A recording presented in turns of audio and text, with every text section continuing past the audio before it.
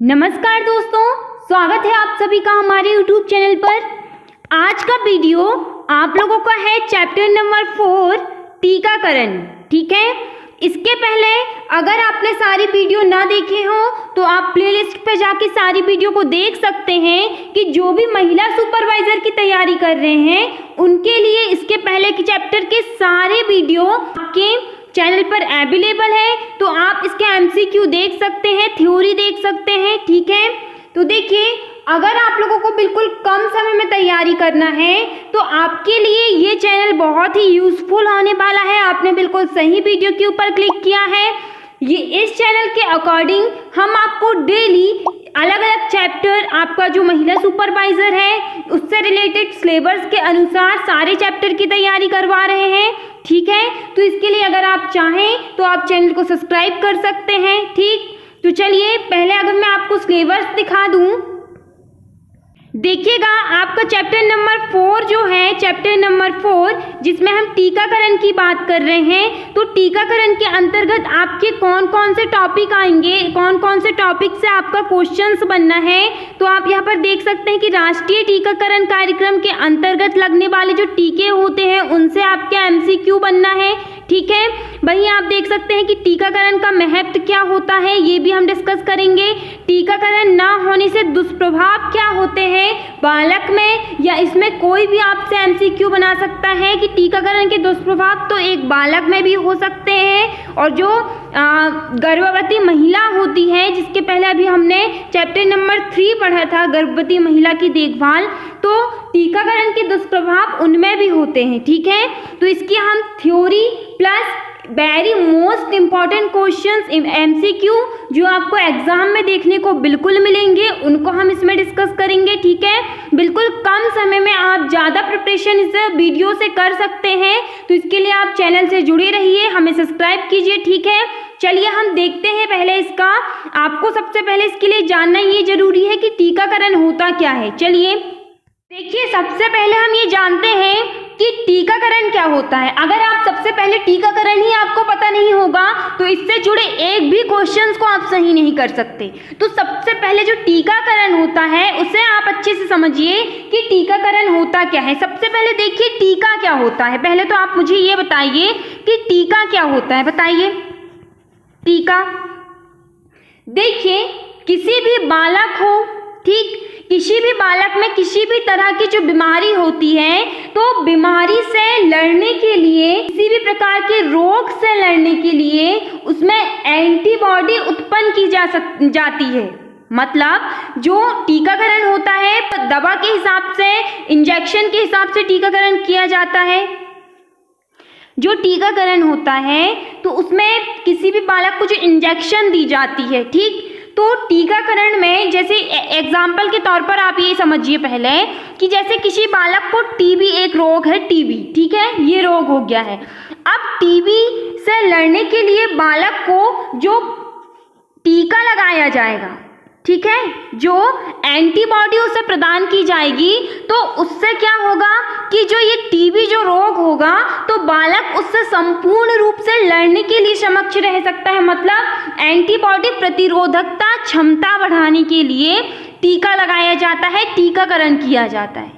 ठीक, समझ में आया आपको कि टीकाकरण क्या होता है। किसी भी प्रकार की जो बीमारी होती है उससे लड़ने के लिए शरीर में जो प्रतिरोधकता क्षमता बढ़ाने के लिए जो एंटीबॉडी टीका लगाया जाता है, एंटीबॉडी उत्पन्न कराई जाती है, उससे ही हम टीकाकरण कहते हैं। ठीक, आई होप्स कि आपको ये जरूर समझ में आ गया होगा। देखिए यहाँ पर आप थोड़ा सा थ्योरी देखिए कि टीकाकरण किसी व्यक्ति को बीमारी से बचाने के लिए उसे टीका देने की प्रक्रिया है। ठीक है, टीकाकरण द्वारा प्रतिरक्षा उस प्रतिरक्षा के समान है जो किसी व्यक्ति को बीमारी से मिलती है, लेकिन बीमारी होने के बजाय आपको टीका मिलता है। यही वह चीज है जो टीकों को इतनी शक्तिशाली बना सकती है। तो मतलब टीका में एक ये सबसे ज़्यादा शक्तिशाली पॉइंट ये होता है कि ये किसी भी जो बीमारी होती है शरीर में उसे लड़ने के लिए हमेशा सक्षम रखता है। ठीक है, चलिए आई होप कि आपको ये टीकाकरण जरूर समझ में आ गया होगा। इससे जुड़े हुए हम एमसीक्यू देखते हैं, बिल्कुल मोस्ट इम्पॉर्टेंट एमसीक्यू हम यहाँ पर डिस्कस करेंगे जो आपके एग्जाम में बिल्कुल पूछे जाएंगे। देखिए आपका जो चैप्टर है वो आपसे 8 मार्क्स का पूछा जाएगा। ये चैप्टर में जो टीकाकरण का है आपका, तो इसमें जितने भी हमने पॉइंट्स अभी डिस्कस किए थे ऊपर, तो सभी से रिलेटेड एमसीक्यू प्लस थ्योरी हम यहाँ पर जरूर देखेंगे। तो 8 मार्क्स के 8 मार्क्स आपको यहाँ पर लेके आना है, ठीक है। तो बिल्कुल इम्पॉर्टेंट टॉपिक देखेंगे बिल्कुल कम समय में, तो आप चैनल से जुड़े रहिए, वीडियो को स्किप ना कीजिएगा, ठीक है। चलिए देखते हैं, फर्स्ट क्वेश्चन आपके सामने दिया गया है कि बच्चों के लिए राष्ट्रीय कार्यक्रम के अनुसार बीसीजी का टीका कब दिया जाता है। बताइए कि बीसीजी का टीका बच्चों को कब दिया जाता है। तो सबसे पहले आपको ये पता होना चाहिए कि बीसीजी का टीका होता क्या है, क्यों दिया जाता है बीसीजी का टीका। तो जो आपके क्षय रोग होता है, क्षय रोग मतलब जो टीबी का जो टीका होता है, मतलब शरीर में प्रतिरक्षा विकसित करने के लिए ये टीका दिया जाता है कि कोई भी बालक जो टीबी जो रोग होता है इससे वहाँ ये रोग उसके बॉडी में ना हो, इसलिए बीसीजी का टीका दिया जाता है। तो यहाँ पर पूछा गया है कि ये कब दिया जाता है, तो ये दिया जाता है बच्चे के जन्म के बाद में, ठीक है, तुरंत बाद, मतलब जन्म के बाद तुरंत बच्चों को ये बीसीजी का टीका देना अनिवार्य होता है, बिल्कुल जरूरी होता है, ठीक है। नेक्स्ट क्वेश्चन आप यहाँ पर देख सकते हैं, टीकाकरण और टीकाकरण का मूल सिद्धांत क्या है। यहाँ पर टीकाकरण का सिद्धांत पूछा गया है, तो आपका option number B right answer हो जाएगा। यह प्रतिरक्षा प्रणाली की स्मृति की संपत्ति पर आधारित है, ठीक है। यहाँ पर थोड़ा सा इसे डीप में समझते हैं। देखिए कि जो टीकाकरण या टीकाकरण का मूल सिद्धांत प्रतिरक्षा प्रणाली की स्मृति में संपत्ति का आधारित है। जब किसी प्रतिरक्षित व्यक्ति पर रोगाणु द्वारा हमला किया जाता है तो मौजूदा शरीर तुरंत एंटीजन पर हमला करते हैं, जबकि मेमोरी टी और बी कोशिकाएं लिम्फोसाइटों और एंटीबॉडी की एक विशाल फसलन को उत्पन्न कर जन्म देती है, ठीक है। तो ये सारी चीजें बिल्कुल इम्पॉर्टेंट है, आप इन्हें बिल्कुल कवर करते जाइए, ठीक है। अब नेक्स्ट आपके सामने पूछा गया है कि गंदे वस्तुओं के संपर्क में आने वाली चोट के तुरंत बाद एटीएस टीका लगाने से खालिस्तान के संभावित हमले से सुरक्षा मिलती है। बताइए कि कौन से संभावित हमले से सुरक्षा मिलती है।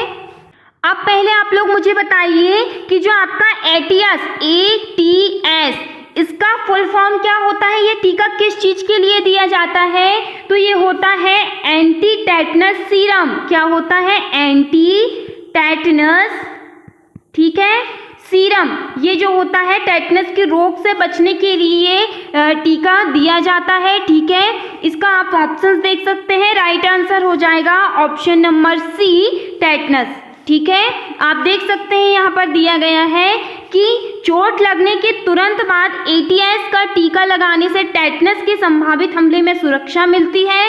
सड़क की धूल के संपर्क में आने वाले घाव और कटस या जहाँ कट लग जाता है, ठीक है, या सर्जिकल उपकरण शरीर में बीजाणुओं के प्रवेश का कारण बन सकते हैं। चोट लगने के 24 घंटे के भीतर एटीएस का इंजेक्शन लगाने से व्यक्ति को निष्क्रिय प्रतिरक्षा मिलती है, मतलब उनमें किसी भी प्रकार का जो इन्फेक्शन हम कह सकते हैं वो बनने से ये टीका संभावित रूप से रोक देता है, ठीक है।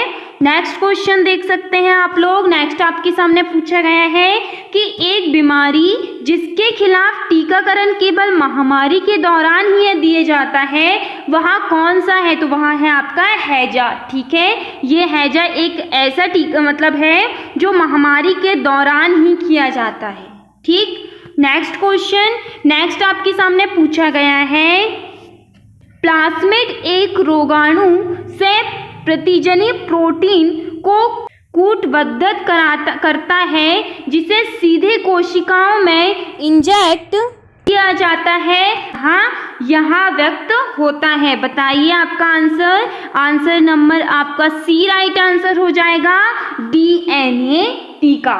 ठीक है, देखिए नेक्स्ट क्वेश्चन के पहले आपका जो यहाँ पर टीकाकरण के सिलेबस में टीकाकरण का महत्व पूछा गया है। ठीक है, ये सारी चीजें आपकी अलग हो गई, वहीं आपसे ये टीकाकरण का महत्व पूछा गया है। तो महत्व के लिए आपको थोड़ा सा थ्योरी देखना बिल्कुल जरूरी है, क्योंकि ये थ्योरी से आपका जो टीकाकरण के MCQ बनकर आना है। महत्व जो सिलेबस में है महत्व आपका, ठीक है, वही महत्व है, वही टीकाकरण के दुष्प्रभाव भी है, मतलब टीकाकरण ना होने के दुष्प्रभाव भी है। तो इनकी थ्योरी भी हम बीच में थोड़ी सी देखते हैं, जिससे आपको बिल्कुल आपका कॉन्सेप्ट मैं क्लियर कर सकूं। ठीक है, वीडियो को स्किप ना कीजिएगा, चैनल को सब्सक्राइब करते रहिए। देखिए आप लोग यहाँ पर कि टीकाकरण आवश्यक है और शिशुओं, बच्चों, किशोरों और वयस्कों के लिए टीके की सिफारिश की जाती है। उम्र के हिसाब से टीकाकरण की उचित कार्यक्रम बनाए जाते हैं। शिशुओं, बच्चों, किशोरों और वयस्क, मतलब देखिए इसमें जो बुजुर्ग होते हैं, किशोर अवस्था शिशुओं के लिए, बच्चों के लिए शैशव अवस्था, सभी में टीके की सिफारिश की जाती है। ठीक है, टीके विशेष रूप से छोटे बच्चों और वृद्धों के लिए महत्वपूर्ण है, क्योंकि वे जोखिम वाली आबादी है। यहाँ किसी भी महामारी, रोग या संक्रमण के दौरान मृत्यु दर को कम करने में प्रमुख भूमिका निभाते हैं। देखिए किसी भी बीमारी हो, जैसे हम बुजुर्ग की बात करें, वयस्कों की बात करें, तो उसमें जो एज के हिसाब से परिवर्तन आता है हमारी बॉडी पर। ठीक है, तो वो समय में जो टीका होता है वो बिल्कुल महत्वपूर्ण भूमिका निभाता है कि किसी भी बीमारी का अगर टीका लग जाता है तो शरीर में प्रतिरोधकता क्षमता जो होती है वो संपूर्ण रूप से तेज हो जाती है। किस चीज के लिए? उस बीमारी से संपूर्ण रूप से लड़ने के लिए। ठीक है, तो ये जो यहाँ पर बताया गया है कि यहाँ संपूर्ण रूप से छोटे बच्चे और बुजुर्गों के लिए बहुत ज्यादा महत्वपूर्ण होता है। ठीक है, अब आप यहाँ पर देखिए कि बच्चों के लिए टीकाकरण का महत्व क्या होता है।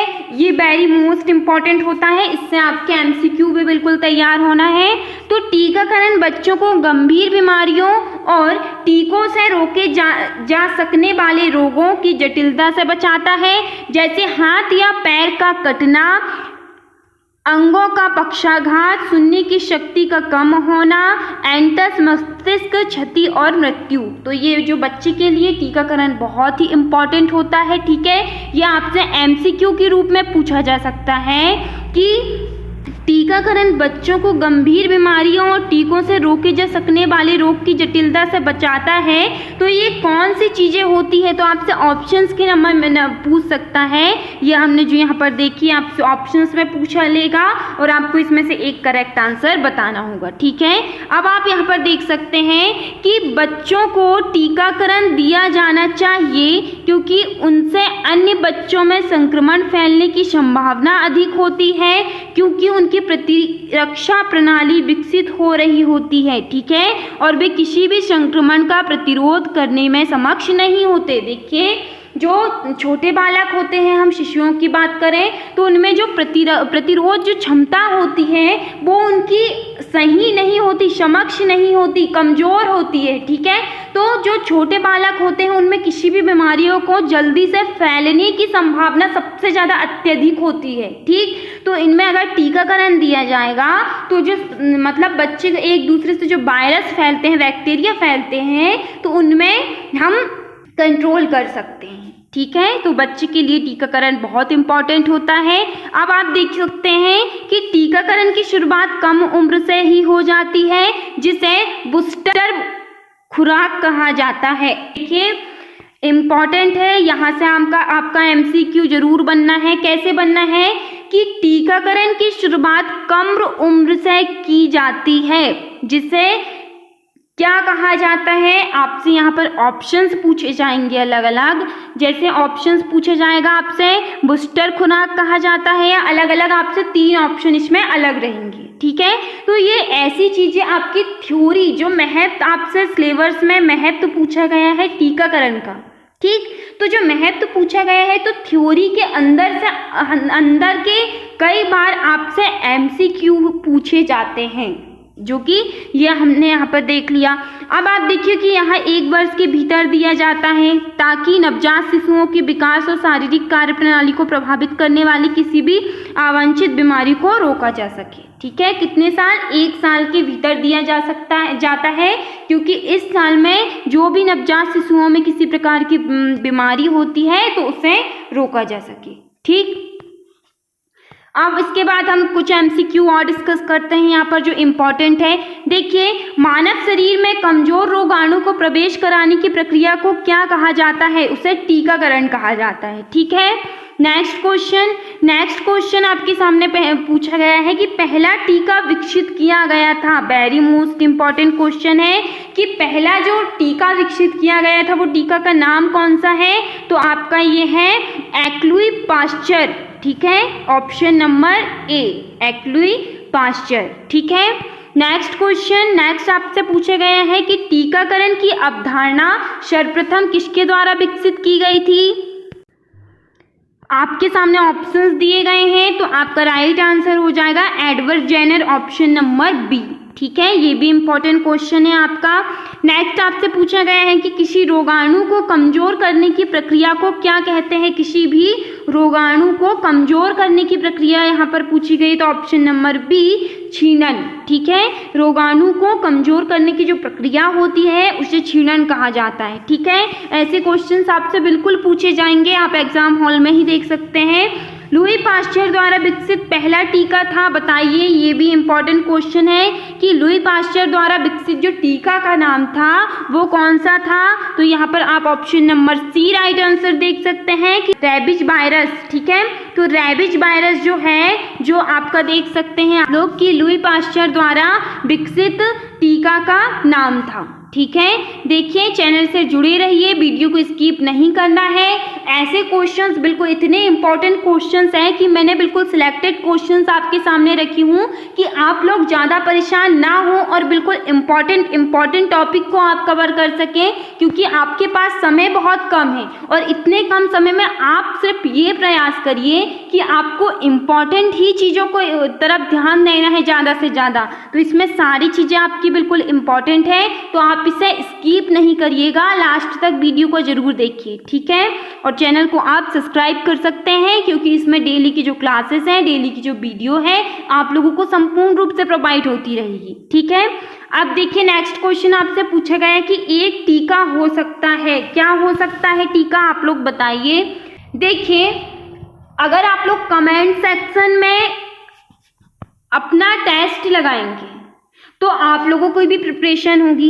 तो जैसे मैं अगर क्वेश्चंस बोलती हूँ तो आप कमेंट्स में अपना आंसर दीजिए ताकि आप लोगों की भी तैयारी होती रहे। ठीक, तो टीका हो सकता है, बताइए टीका कौन कौन सा हो सकता है? एक प्रतिजनी प्रोटीन हो सकता है, कमजोर रोगजनक हो सकता है, जीवित क्षीणित रोगजनक हो सकता है। ठीक, तो आपका ये राइट आंसर हो जाएगा ये सभी। ठीक है, नेक्स्ट है निष्क्रिय टीकाकरण में शामिल है। निष्क्रिय टीकाकरण में क्या शामिल है? एंटीबॉडी का सीधे तौर पर परिचय, उसके बाद प्लेसेंटा के पार मात्र एंटीबॉडी का स्थानांतरण, वहीं पर स्थानांतरण लिम्फोसाइट सीधे। तो यहाँ पर आपका राइट आंसर हो जाएगा ये सभी। ठीक है, option number D. Next question आपसे पूछा गया है कि निम्नलिखित में से कौन सा कथन सत्य है टीकाकरण के बारे में? ठीक है, सत्य बताना है हमें, तो आपका देख लीजिए यहाँ पर आपका राइट आंसर हो जाएगा ऑप्शन नंबर ए। क्योंकि देखिए टीकाकरण के मामले में टीकाकरण एक ऐसी विधि है जो निष्क्रिय टीकाकरण, ये सही होगा क्या? नहीं। टीकाकरण एक ऐसी विधि है जो कृत्रिम निष्क्रिय टीकाकरण, ये भी गलत है। टीकाकरण प्राकृतिक निष्क्रियता की एक विधि है, ये भी गलत है। तो आपका राइट क्या है? टीकाकरण एक ऐसी विधि है जो सक्रिय टीकाकरण है। ठीक है, नेक्स्ट क्वेश्चन आपके सामने है कि सक्रिय प्रतिरक्षा प्राप्त की जा सकती है, बताइए। तो प्राकृतिक संक्रमण, टीके, ये सभी। तो आपका राइट आंसर हो जाएगा ऑप्शन नंबर डी, ये सब। ठीक है, नेक्स्ट है आपके सामने कि निम्नलिखित में से कौन सा एक संयुक्त टीका है, बताइए। संयुक्त टीका किसे कहा जा सकता है? तो आपका राइट आंसर हो जाएगा यहाँ पर डी, डीपीटी टीका। डीपीटी का टीका क्या होता है? जो अनेक तरह की गंभीर बीमारियों से बालकों को बचाता है। ठीक है, नेक्स्ट क्वेश्चन है, मानव उपयोग के लिए स्वीकृत पहला पुनः संयोजक एंटीजन टीका कौन सा है? बताइए, वेरी मोस्ट इंपॉर्टेंट क्वेश्चन है ये भी। तो ये होगा आपका option number A, hepatitis B का टीका। ठीक है, ये मानव उपयोग के लिए स्वीकृत पहला पुनः संयोजन एंटीजन टीका है। ठीक है, तो देखिए ये वेरी मोस्ट इम्पॉर्टेंट एमसीक्यू है, इन्हें आप बिल्कुल ध्यान में रखिएगा। उसके बाद में आपका जो सिलेबस है उसमें आप देख सकते हैं कि आपके टीका ना लगने के परिणाम क्या होते हैं। ठीक है, इसके दुष्प्रभाव इसमें पूछा गया है। आपके सिलेबस में हमने ऊपर देखा कि टीका ना लगवाने से क्या दुष्प्रभाव हो सकते हैं, तो आप इसे थोड़ा गौर कीजिएगा। इससे आपके बिल्कुल एमसीक्यू जो 8 मार्क्स का आपसे पूछा जाना है, तो आपसे इसमें 2-3 टॉपिक दिए गए हैं, तो इससे आपके हर जो टॉपिक दिए गए हैं इससे आपके एमसीक्यू आना निश्चित है। ठीक है, तो आप इसे अच्छे से देखिए। टीका न लगवाने के दुष्प्रभाव क्या क्या हो सकते हैं, आप देखिएगा। बीमारी से मौत का खतरा टीकाकरण न करवाने का एकमात्र चिकित्सीय परिणाम नहीं है।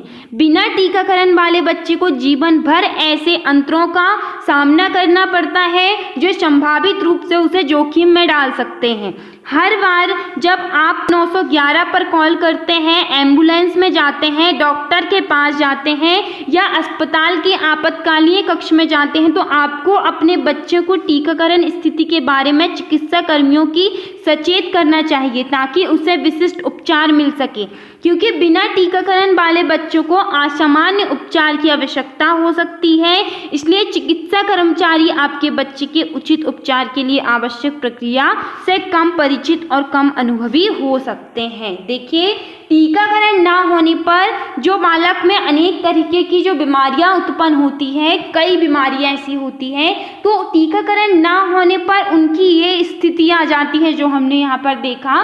तो इससे पहले ये दुष्प्रभाव है टीकाकरण के कि अनेक प्रकारों की बीमारी से जो बालक का जो प्रतिरोध क्षमता बहुत कमजोर होती है एक छोटे बालक की, तो उसमें इतनी प्रतिरोधक क्षमता नहीं होती कि वो किसी भी बीमारी का संपूर्ण रूप से मतलब उससे लड़ सके। तो इसके लिए टीकाकरण सबसे ज़्यादा जरूरी होता है शिशुओं के लिए। ठीक है, इससे कई दुष्प्रभाव सामने आते हैं, अनेक तरीके की उन्हें बीमारियां होती है। देखिए, उसके बाद आप देख सकते हैं कि जो महिला गर्भवती होती है उन्हें टीका नहीं लगाया गया है, वे ऐसी बीमारियों की चपेट में आ सकती है जो उनकी गर्भ अवस्था को जटिल बना सकती है। एक गर्भवती महिला जो पहली तिमाही की रुबेला से संक्रमित होती है, उसके बच्चे को जन्मजात रुबेला सिंड्रोम हो सकता है। ठीक है, अब देखिए, जो हृदय दोष विकास संबंधी देरी और बाहरपान के कारण बन सकता है। अब आप देख सकते हैं, अब देखिए कि रुबेला सिंड्रोम होता क्या है, ये आपको पहले पता होना चाहिए। तो रुबेला सिंड्रोम जिसको हम बोलते हैं CRS, तो महिला जो गर्भवती महिला होती है जब वो किसी प्रकार का टीका नहीं लगवाती तो उसमें ये जो बीमारी होती है ये गर्भवती महिला में आ जाती है। वही बीमारी तुरंत बालक को संपूर्ण रूप से होती है। जैसे कुछ एग्जाम्पल देख सकते हैं कि बालक को होते से ही तुरंत बुखार आना या उनमें दाने आना, तो ये सारी चीज़ें होती हैं आपकी रुबेला सिंड्रोम के अनुसार। ठीक है, तो आप देख सकते हैं कि जो लोग अपने बच्चों को टीका नहीं लगवाना चाहते वे दूसरों को भी जोखिम में डालते हैं। कैसे जोखिम में डालते हैं, मैंने आपको अभी बताई कि जो छोटे बालक होते हैं उनकी प्रतिरोधकता क्षमता बहुत कम होती है, तो उनमें वायरस फैलने की संभावना सबसे ज़्यादा अधिक होती है। वायरस किसी भी बीमारी, कोई भी बीमारी हम ले सकते हैं कि एक बालक में होती है तो दूसरा बालक उसके संपर्क में आने से संपूर्ण रूप से उसमें वो बीमारी फैल जाती है। क्योंकि दोनों बालक की जो प्रतिरोध क्षमता है वो संपूर्ण रूप से कमजोर है, और दोनों को अगर टीका नहीं लगाया गया है तो जो बीमारी उनमें होना है वो संपूर्ण रूप से फैल रही है। अगर उनका बच्चा टीका नहीं लगवाता और बीमार हो जाता है तो लोगों को विशेष समूह का टीका नहीं लगाया जा सकता, जिनमें कमजोर प्रतिरक्षा प्रणाली वाले रोग जैसे ल्यूकेमिया या अन्य कैंसर वाले रोग शामिल हैं। ये लोग आम लोगों को के टीकाकरण पर निर्भर रहते हैं ताकि उनकी संक्रमित होने का जोखिम कम हो जाए। ठीक है, तो देख सकते हैं आप लोग कि टीका न लगवाने के अनेक तरीके के दुष्प्रभाव होते हैं। तो ये सारी चीज़ें आपसे क्या MCQ के रूप में एग्जाम में पूछी जाएगी, बिल्कुल इम्पॉर्टेंट चीज़ें। ठीक है, जो हमने यहाँ पर डिस्कस किया, तो ये सारी चीज़ें आपसे बिल्कुल 8 मार्क्स में पूछी जाना है। तो आप अपनी तैयारी को ऐसे ही बनाए रखें, चैनल को सब्सक्राइब कीजिए ताकि डेली की जो वीडियो है, डेली की जो चैप्टर वाइज हम तैयारी कर रहे हैं, वो आपको संपूर्ण रूप से मिलती रहे। ठीक है, तो ऐसी वीडियो के लिए आप चैनल को सब्सक्राइब कर सकते हैं, लाइक कर सकते हैं। Thank you.